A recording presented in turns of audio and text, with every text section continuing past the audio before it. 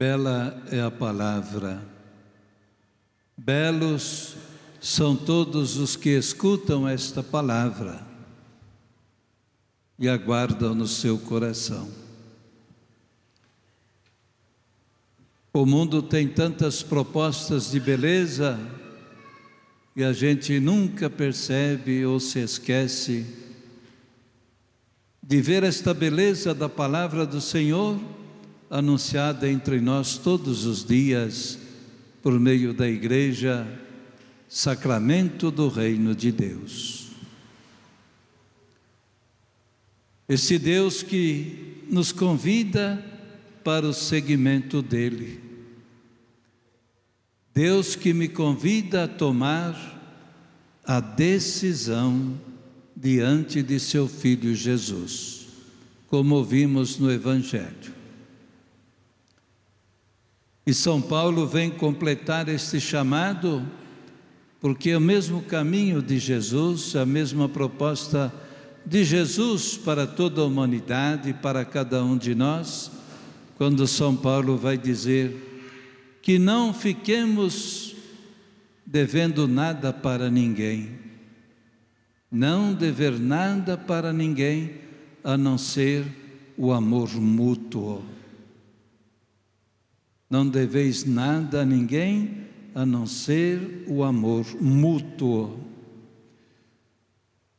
Aí já aprendemos que, se sendo cristãos, apostando nesta palavra, mas estamos a favor da divisão, a favor da discórdia, então nós não estamos com esta palavra que nós dizemos acreditar. Porque não basta simplesmente dizer-se cristão e fazer o sinal da cruz e já se achar cristão. Não. Desde aquele dia em que Antioquia, os do caminho, assim eram chamados, aqueles que abraçavam a proposta de Jesus, o Evangelho, as primeiras comunidades. Desde aquele dia em que Antioquia, os cristãos foram chamados de cristãos, não podemos aceitar ser cristão e também aceitar o que não vem ao encontro deste ser cristão. Porque ser cristão é abraçar o projeto de Jesus, sendo seguidores conscientes e não admiradores. Deus não precisa da nossa admiração, Ele quer o nosso seguimento. Por isso, o cristão que quer uma igreja que venha lhe satisfazer seus sentimentos pessoais, uma igreja que responda ou faça das coisas conforme a sua cabeça, o seu pensamento, numa palavra, aqueles que querem que o Evangelho seja do jeito que eu quero e não do jeito que o Evangelho é de fato, ainda não estamos abraçando o projeto de Jesus. Por isso, se somos cristãos, só podemos ter uma prioridade na vida, ou seja, aquilo que vai ter o primeiro lugar na nossa vida. O Evangelho de Jesus, se colocar no seguimento dele, estar disposto a viver o que ele veio ensinar. Porque, minha gente, não venha dizer que não é possível viver o que Jesus ensinou. Porque Jesus não nos ensinou nada que seja impossível para a gente viver. E por isso, ao abraçar a nossa vida com a sua natureza humana, a pessoa de Jesus é divina. Mas ao abraçar o nosso jeito com a sua natureza humana, Ele vem dizer para nós de modo tão claro e muito claro. É possível a gente viver a presença do reino entre nós. Por isso ele vai dizer assim, olha, se você está calculando as coisas, não é mesmo? Ele vai dizer de um modo assim, quem não, logo no comecinho do Evangelho, quem não odiar seu pai, sua mãe, seus filhos, sua mulher, seus irmãos, não é digno de mim. É claro que Jesus não está, essa palavra odiar para o hebreu não significa o nosso odiar. Significa aquele que não se desprender, até mesmo daqueles que são mais queridos. É a exigência do segmento. Aquele que não se desprender até dos entes mais queridos, não pode ser meu discípulo, não pode estar no meu segmento com autenticidade. Por quê? Porque o segmento de Jesus está na ordem do amor.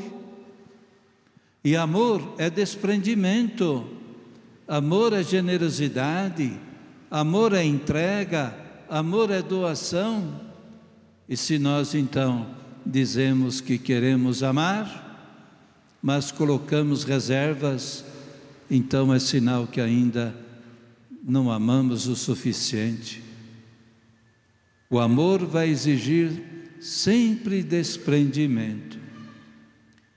Até como exemplo, por exemplo, o casal, não é mesmo, que não se coloca nesse desprendimento para o amor de um para com o outro, começa a ter muitos problemas, certamente. Começa a ter muitas dificuldades, porque eu não quero ir ao encontro do outro.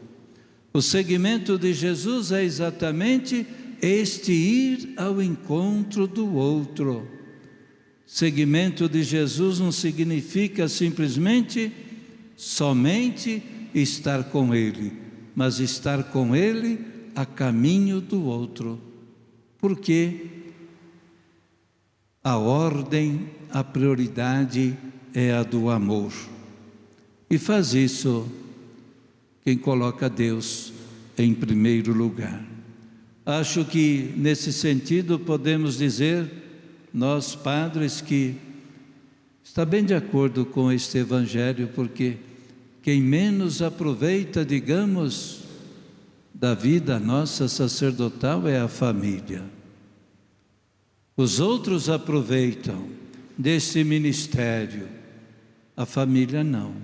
Então vai bem de encontro a este ensinamento de Jesus.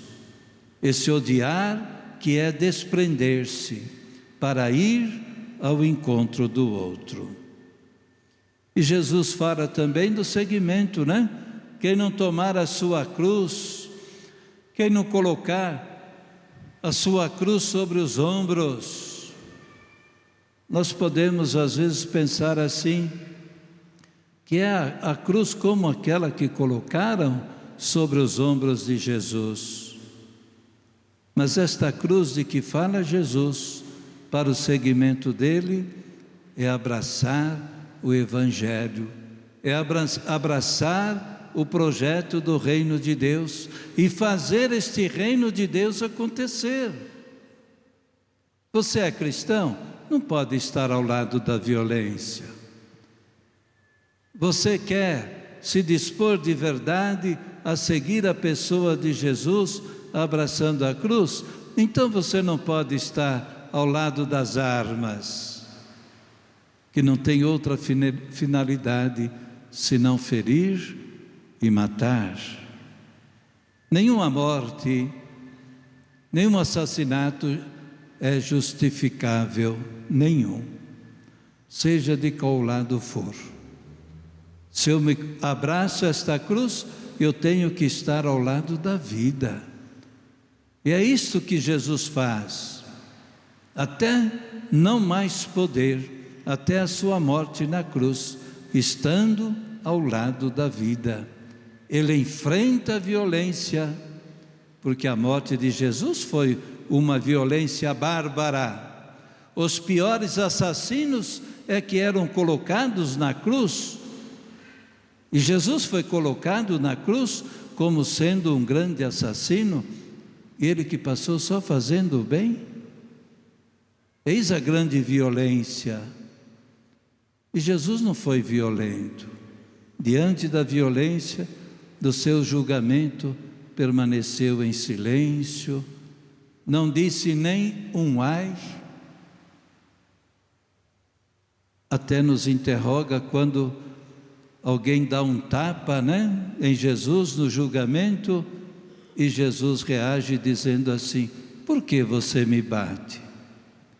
Se eu fiz o mal, me diga onde. E se eu fiz só o bem, por que você me bate? Único momentinho que Jesus reage, quando lhe dão um tapa no rosto. Ousadia, O homem julgar Deus. E ele em silêncio, carregando a sua cruz.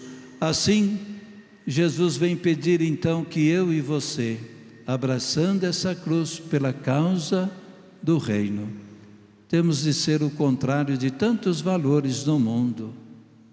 É triste ver gente na fila da comunhão, mas criando divisões, às vezes na comunidade, só porque não aceitou a sua ideia, só porque as coisas não aconteceram como você quis, diga: eu vou embora da comunidade. Que imaturidade na fé! Ainda não abraçou o Evangelho. Quantas vezes você já disse para quem trabalha na sua comunidade, às vezes anos a fio, sem buscar nada, simplesmente o bem da comunidade, você já disse para ele ou para ela: muito obrigado? Por que nós temos essa dificuldade? Por que será que não reconhecemos quando alguém praticou um bem de verdade? Lá na minha comunidade, mas se ela cometer uma falha, aí eu coloco toda a vida da pessoa numa falha. Triste realidade, não é mesmo? Acho que Jesus tem razão. Você quer ser meu discípulo? Coloque sobre os seus ombros a verdade do Evangelho para esse seguimento de mim. E assim a gente vai então transformando o mundo que nos cerca. E Jesus vai colocando: olha, se não for assim, vão dar risada de você, porque você fez o cálculo de construir uma torre e não conseguiu. Começou e não foi capaz de terminar. Estava guerreando e viu que ia perder e não teve a iniciativa de dialogar com o inimigo para poder chegar a um consenso, a um acordo, para poder seguir mais de perto o caminho. E Jesus vem dizer assim então para nós aí: não se segue Jesus simplesmente por um impulso emocional às vezes. Aliás, é bom lembrar, se eu vou à igreja para buscar apenas emoção, isto não é fé, isto é ateísmo. A gente pode dizer no sentido da cruz, claro que ele é a fé, mas ele abraçando essa cruz, que emoção Jesus teve no caminho do Calvário, depois de ser açoitado, judiado, à tarde, à noite toda. Que emoção ele poderia ter? Humanamente nenhuma, mas ele estava ali perseverante. Então, se eu busco emoção, bem-estar, isto não é fé. Evangelho é entrega da vida, é ser sinal de verdade deste reino. Por isso, viver a fé não é impulso, não se segue Jesus apenas por um impulso aqui ou ali. Pode até acontecer, e Deus pode permitir que isto aconteça, e às vezes pode ser este o grande momento da graça de Deus. Eu não sei, é Deus que sabe, Estou dizendo que se eu estiver buscando só isto, eu tenho que repensar a minha fé. Portanto, vamos nos libertar dos nossos apegos e abraçar a alegria de seguir a pessoa de Jesus. Vale a pena a gente se pôr para valer, carregando a cruz, conforme a gente já procurou refletir um pouquinho, para a gente alcançar esta alegria que brota do seguimento de Jesus. Se você encontrar alguém que se arrependeu disso, venha me dizer, viu? Porque há 21 séculos, há mais de 2000 anos, eu não escutei e nem li, nem vi ninguém dizer que se aborreceu, porque se colocou verdadeiramente no seguimento de Jesus. Ao contrário, eu já vi. Eu o abandonei e não sou mais feliz. Esses dias encontrei alguém que disse, alguém muito religioso, mas que teve lá seus problemas. Ele vai dizer, eu tinha paz e não sabia. Portanto, olhemos com alegria a proposta de Jesus, para que sejamos essa igreja viva, da solidariedade, da comunhão, da preocupação com a vida e com a justiça. A Igreja do Concílio Vaticano II não precisa querer outra não, viu? Não precisa querer outra, como apregoam aqueles que não querem nada com a mudança das inverdades que querem se impor sobre nós. A Igreja do Concílio Vaticano II me ensina a ser irmão e irmã de verdade, ou seja, me ensina a viver o que Jesus nos ensinou. Ultimamente assim foi com o Papa Francisco e está sendo com o Papa Leão, que esses dias nos lembrou algo tão bonito. Os pobres são a razão de ser de toda a Igreja de Jesus e de todo cristão que ama a nosso Senhor. Que Maria Santíssima desperte nosso coração cada dia para a verdade de Cristo. Rogai por nós, Santa Mãe de Deus, para que sejamos dignos das promessas de Cristo. Eu confio em nosso Senhor, com fé, esperança e amor. Eu confio em nosso Senhor,